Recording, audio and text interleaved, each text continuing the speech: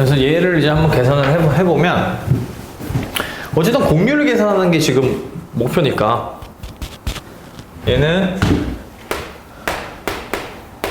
이제 한번 미분을 해주면은 이제 요게 이제 미분해주면 시컨트 제곱 코사인 세타, 자 그리고 이제 마이너스 탄젠트 세타의 사인 세타 컴마 얘 미분해주면 이 시컨트 제곱 세타의 사인 세타에 그 다음에 이제 플러스 탄젠트 세타의 이제 코사인 세타 0 이렇게 나오는 거예요. 그렇죠? 한 번 미분한 게. 그러니까 한 번 미분한 게 좀 지저분해요. 그러니까 최대한 좀 정리를 해주는 게 그러니까 좋겠지. 그죠? 그러니까 정리를 좀 해보면 자 얘는 시컨트 제곱이니까 어쨌든 코사인 제곱분의 1이니까 이게 그 계산을 해보면은 이 시컨트 세타만 그냥 남는 거예요. 그죠? 왜냐면 코사인 분의 1이니까 약분의 하나가 돼서. 자, 그 다음 얘는 마이너스 이제 코사인 세타분의 이게 지금 이제 사인 세타의 제곱, 사인 제곱 세타.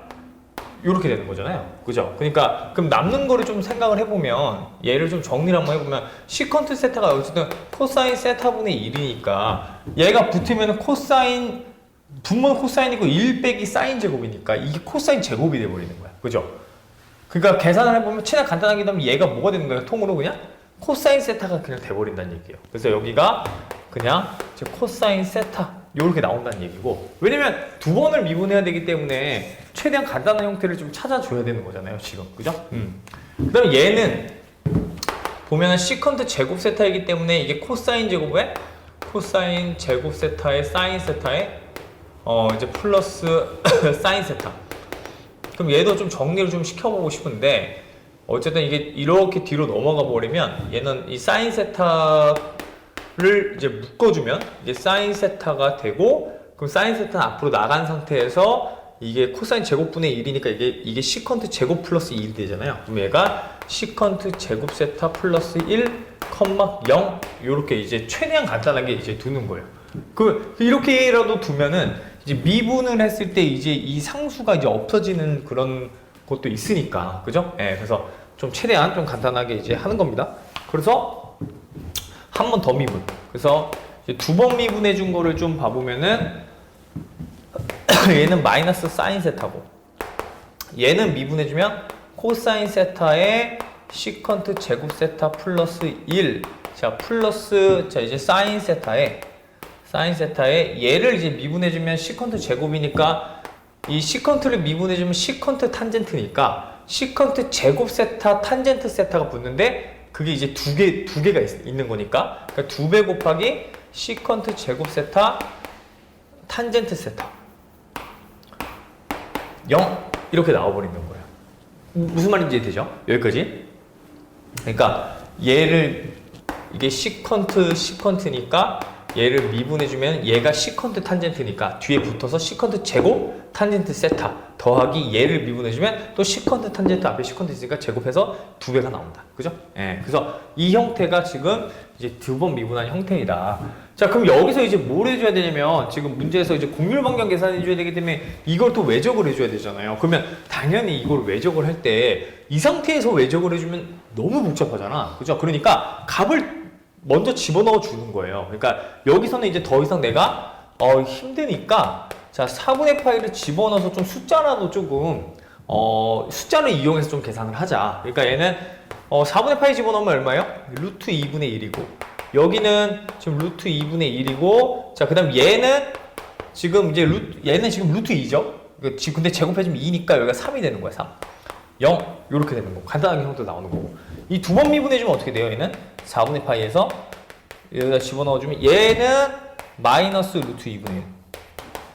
자, 얘는 이제 루트 2분의 1인데 여기가 지금 2니까 그럼 이 루트 2분의 지금 3 더하기 자, 그 다음에 얘를 이제 봐보면은 여기도 마찬가지로 자, 루트 2분의 1 자, 곱하기 여기가 지금 2니까 얘가 4에다가 1이니까 그냥 4가 돼요. 4 이렇게 된다는 얘기야. 그죠? 그럼 얘는 계산해주면 얘는 그거 루트 2분의 7이 되겠죠? 루트 2분의 7 컴마 0 이렇게 나온다. 그래서 이제 계산을 해주면 된다는 얘기야. 그죠? 예, 그래서 이런 식으로 계산을 해주면 된다. 자, 그러면은 이제 공률. 자, K는 자, 얘를 제곱 해주고 루트 씌워주는 거니까 거기에 이제 세제곱이니까 이게 2분의 1, 그 다음에 2분의 9잖아요. 그러면 5잖아. 그러면 5가 루트, 이제 루트 5의 세제곱이 나오는 거고. 자, 그 다음에 이게 00이라고 했으니까 아까도 얘기했지만은 이 00일 때에는 IJ는 계산할 필요가 없다. K 성분만 계산하는 거야. IJ, K라고 계산하고 K 성분만 요렇게 계산을 해주면 된다는 얘기죠. 그죠? 그럼 계산해주면 얼마예요, 얘는? 2분의 7 플러스 2분의 3 절대값 이렇게 되는 거야. 그러니까 여기는 얼마가 되는 거예요? 이게 루트 5의 세제곱이니까 5 루트 5에 지금 5 약분해주면 루트 5분의 1 이렇게 나온다는 얘기야. 그죠? 공률값이. 그러니까 공률 반경은 어떻게 되는 거예요? 공률 반경은 이거 역수라고 그랬잖아. 그러니까 R은 이제 루트 5 요렇게 답을 낸다. 알겠죠? 네, 그러니까 이 계산 과정이 쉬워 보이는 거 풀이할 때는 쉬워 보이는 것 같아도 실제로 계산할 때 굉장히 어려워. 그죠? 왜냐면 이게 뭐가 필요하기 때문에 이렇게 변형하는 과정이 최대한 간단하게 변형하는 과정이 필요하고 또 이제 그거를 이제 값을 제대로 집어넣어서 계산하는 과정까지 필요하기 때문에 실제로는 좀 많이 연산 능력이 좀 많이 필요한 그 형태입니다. 이런 칙들이. 그죠? 그래서 이런 거를 연습을 집에 가서 한 번만 더 다시 한번 해보세요. 그러니까 이해를 했어도 내가 집에 가서 다시 한번 풀어보면은 이 과정에서 이게 분명히 그게 있단 말이에요. 버벅거림이 있단 말이야. 그거를 능숙하게 만들어주는 게 어쨌든 그 준비 과정이기 때문에 이런 식으로 이제 정리가 된다. 알겠죠? 자, 그래서 이제 루트 5가 답이 된다. 자, 넘어가 보도록 할게요. 그러면 자, 그래서 공률 반경은 이제 요 정도. 그래서 공률에 관한 건 다 여기까지만 나오고요.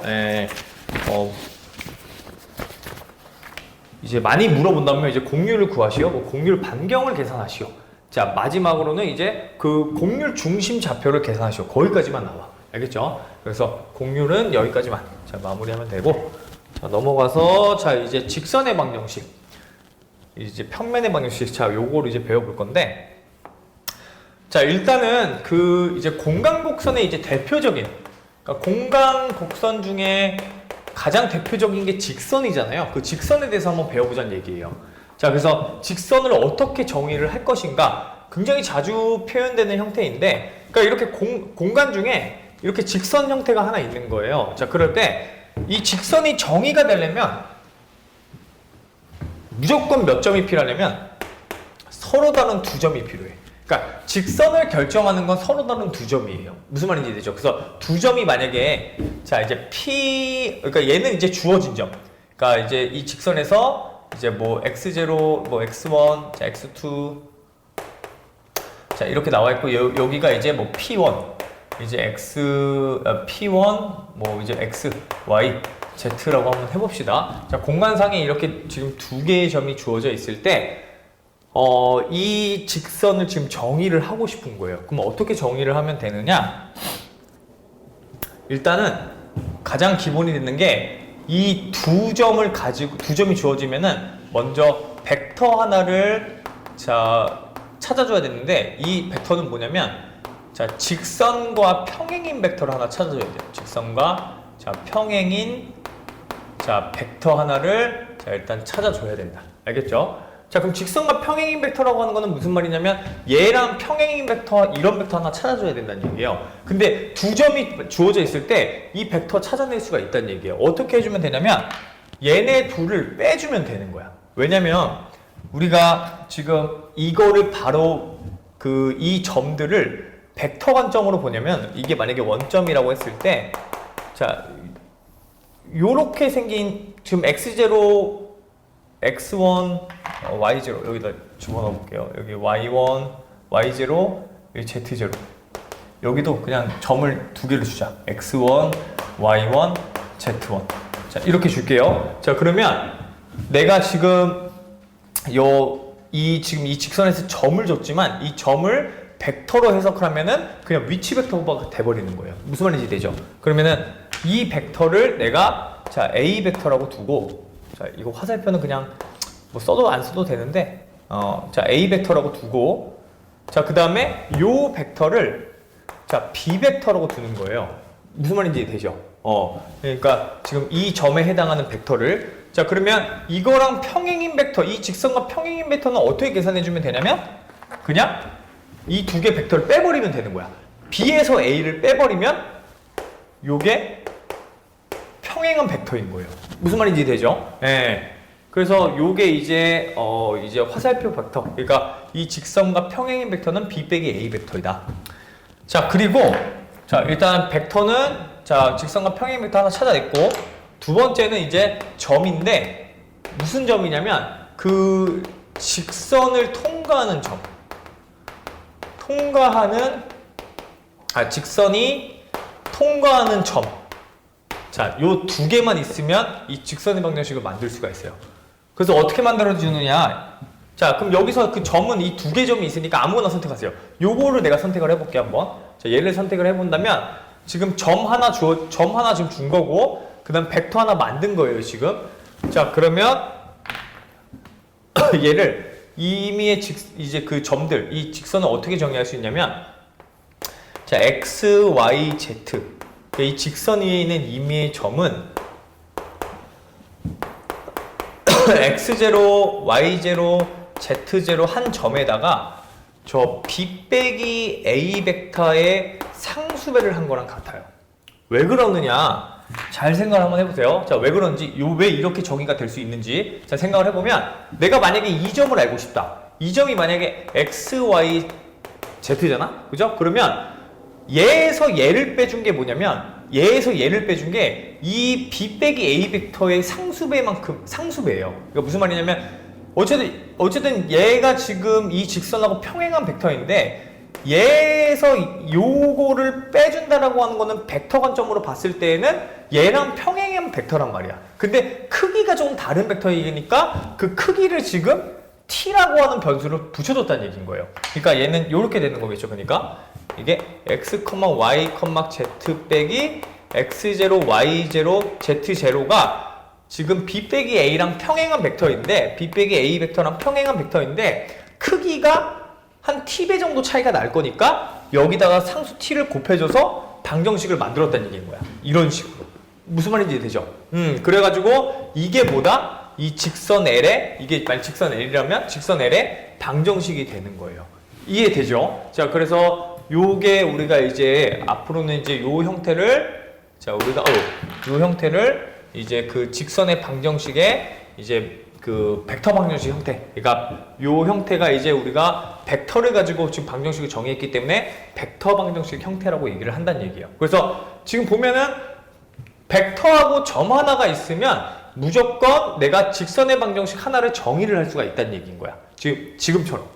그래서 일반적으로는 이렇게 주어져요. 자, 일반적으로 어떻게 주어지냐면 얘는 이제 선생님이 해석이고 자, 직선 L이 이렇게 있을 때 얘랑 평행한 벡터가 지금 거기 나와 있는 것처럼 V 벡터이다 라고 했을 때 자, 그리고 이 점을 지나가는 점 하나가 x0, y0, 자, z0이다 이렇게 주어져 있는 거야. 그러면 얘를 그럼 어떻게 정의한다는 얘기예요? 저것처럼 어떻게 정의하냐면 그러면 x, y, z라고 하는 벡터는 x0, y0, z0에다가 이 v 벡터의 상수배를 한 거랑 같다. 이렇게 그냥 정의를 해버린다는 얘기인 거야. 무슨 말인지 되죠? 그래서 일반적으로 그냥 직선이라고 하는 거를 정의를 할 때에는 벡터 하나랑 점 하나만 주면은 무조건 이런 식으로 정의할 수가 있다는 얘기인 거예요. 근데 왜 이게 이렇게 점 하나랑 그 직선 하나랑 이 점 하나랑 이제 이 직선의 평행한 벡터만 주면은 이 직선의 방정식을 왜 이렇게 만들 수 있는지를 선생님이 좀 자세하게 설명을 해준 것 뿐이에요. 요게. 그래서 왜냐면은 이 직선이라고 하는 거는 자, 두 개의 점을 어쨌든 두 개 점을 줬을 때 직선 하나가 만들어지니까 이 두 개 점으로부터 내가 벡터 하나랑 점 하나를 만들어내서 벡터 방정식을 지금 만들어낸 거거든요. 무슨 말인지 이해되죠? 그래서 얘가 이름이 이제 벡터 형태로 만들어졌다라고 해서 벡터 방정식이라고도 얘기를 하는 거야. 벡터 방정식. 그러니까 직선의 방정식이라고도 얘기를 하고요. 벡터 방정식이라고도 얘기를 해요. 이게 지금 벡터 형태니까. 무슨 말인지 이해되죠? 예. 자, 그 다음에 두 번째는 이게 이제는 뭘 배워야 되냐면 이렇게 생긴 거의 표현 방법을 배워야 되는데 얘를 매개변수 방정식으로 표현하는 방법도 있는 게 되게 쉬운 게 여기는 보세요. 이게 지금 x 성분이 뭐냐면 x0에다가 요 v 벡터에 x 성분을 더해준 거야. t 배해줘서. 그러니까 이 v 벡터가 지금 만약에 a, b, c이다 라고 한다면 얘를 해석을 할 때 어떻게 해석할 수 있냐면 x0, y0, z0 더하기 t배의 a, b, c인데 그러면 x 성분은 x0에 요거 두 개를 곱해준 거 ta 성분이다. 자, y 성분은 y0에 tb 성분이다. 자, 그 다음 z 성분은 그 z0에 tc 성분이다. 이게 뭐냐면 지금 x, y, z를 t에 관한 식으로 뒀기 때문에 얘가 이제 매개변수 표현이라는 거야. 매개변수 방정식 형태로 그 직선을 표현한 거예요. 무슨 말인지 이해돼요? 그래서 그 매개변식 방정식 표현이 지금 이렇게 나온 거야. 뭔 말인지 이해되죠? 자, 마지막 이제 세 번째 대칭 방정식은 뭐냐면 이 t가 똑같잖아요. 이 t에 대해서 같다 표시를 해준 거야. 그러니까 얘를 정리해주면 t는 a분의 x 빼기 x0죠. 얘는 t에 대해서 정리해주면 y 빼기 y0의 b를 나눠준 거야. 얘는 t에 대해서 정리를 해주면은 z 빼기 z0의 c로 나눠준 거예요.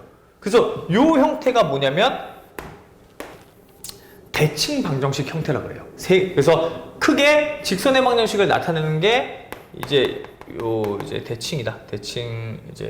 대칭형 방정식 형태이다. 그래서 직선의 방정식을 나타내는 게 크게 세 가지가 있다. 벡터 방정식 표현, 매개변수 방정식 표현, 대칭형 표현. 근데 요 형태가 세 개의 형태를 다 알고 있어야 돼요. 왜냐면 문제에서 뭐라고 나오냐면 자, 이 직선의 방정식의 대칭형, 대칭 방정식을 계산하시오. 이런 식으로 나오고 아니면 문제에서 그냥 대칭 방정식을 줘버린 다음에 자, 이 직선의 평행한 벡터는 무엇인가 막 이런 걸 물어봐.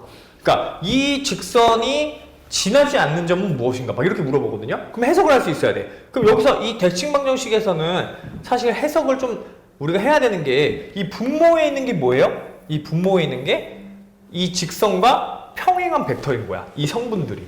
무슨 말인지 되죠? 자, 그 다음에 이 대칭 방정식을 지금 0으로 만드는 애가 뭐예요? x0, y0, z0를 집어넣었을 때 000이 된단 말이야. 그게 뭐냐면 이 직선이 지나는 점인 거야. 이런 식으로 해석을 할 수 있어야 된다는 얘기야. 알겠죠? 그래서 이 세 가지를 정확하게 좀 인지를 하고 있어야 된다. 직선의 방정식을 풀기 위해서는. 자, 그래서 어쨌든 정리를 하자면은 직선의 방정식은 한 점과 그 직선의 평행한 벡터 두 개만 주어지면은 내가 직선의 방정식을 정의할 수 있고 만들어낼 수가 있다. 그게 핵심인 거예요. 이해되죠? 예, 그래서 그거를 자, 이제 관련해서 문제를 다시 한번 풀어볼게요. 좀 정리하는 식으로. 자, 보세요. 자, 1번. 자, 필수예제 보세요. 두 점을 지나는 직선의 매개변수 방정식하고 대칭 방정식 구해달래. 자, 그러면 지금 두 점이 이렇게 돼 있는 거야. 1, 1, 2라고.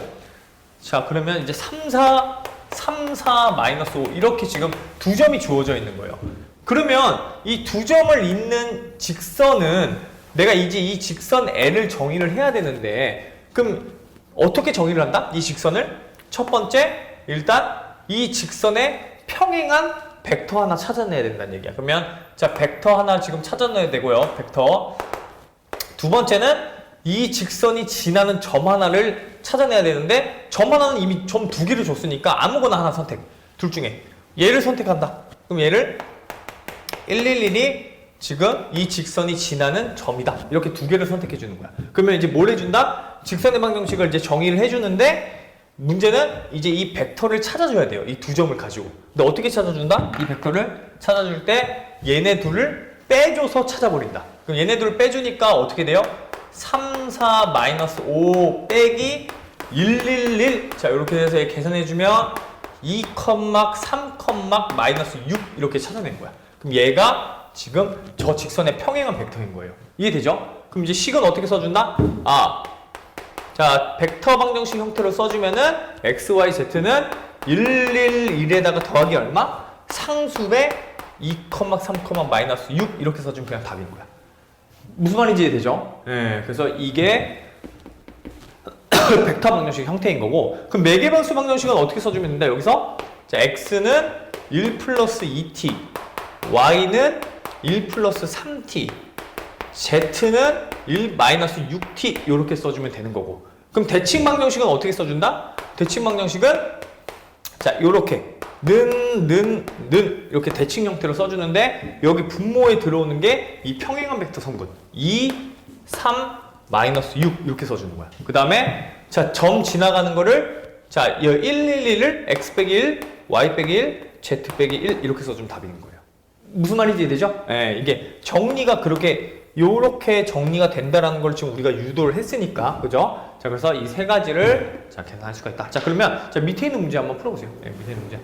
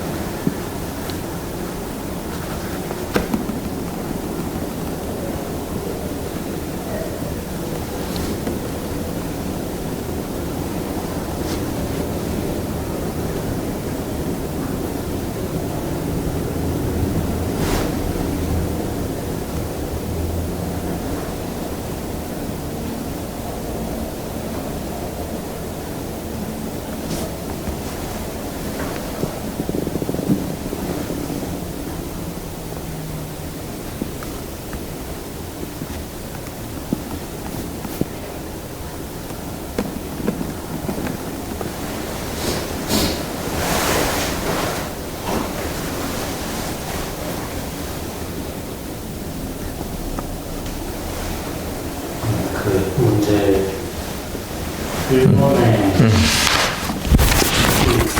2번인 거죠? 인쇄가 1번의 식이 그쵸. 1번의 식? 그 대칭방정식 그 사이에 끼워 들어가 있는 게 2번 문제인